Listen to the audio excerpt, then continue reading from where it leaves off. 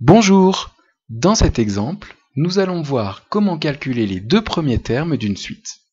Bien, alors avant de commencer, une petite mise en garde sur la façon dont on écrit les termes d'une suite. Beaucoup d'élèves confondent ces trois notations. Elles sont pourtant fondamentalement différentes. Alors, d'une part, il y a une différence de sens et puis une différence de forme. Vous pouvez noter que la position du N est dans le premier cas un petit peu en dessous de la ligne d'écriture, dans le deuxième cas au même niveau et dans le troisième cas un petit peu au-dessus. La première notation indique qu'on parle du terme de rang n, en d'autres termes avec la notation sous forme de fonction u de n. Donc le n ici signifie un antécédent et le un une image par la fonction u ou par la suite u. Bien, dans le deuxième cas, on parle simplement de u fois n, ça n'a rien à voir. Et dans le troisième cas, on parle de u, etc. fois u avec n facteurs, et la notation se lit u puissance n. Bien, passons à l'exercice maintenant.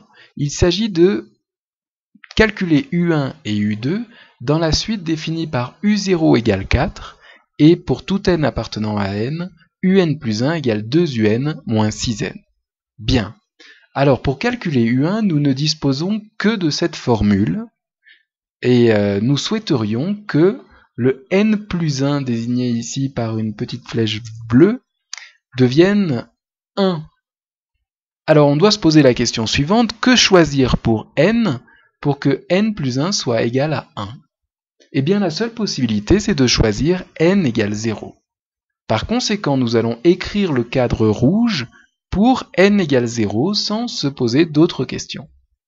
On obtient alors u0 plus 1 égale 2u0 moins 6 fois 0. Vous voyez qu'on a simplement remplacé n par 0 en faisant attention de bien différencier le cas où le 0 est en indice et le cas où il n'est pas en indice. Bien, une fois que nous avons écrit cette ligne, eh bien, il suffit de remplacer u0 par sa valeur, on obtient u1 égale 2 fois 4 moins 6 fois 0, que je n'ai pas réécrit ici, c'est-à-dire u1 égale 8.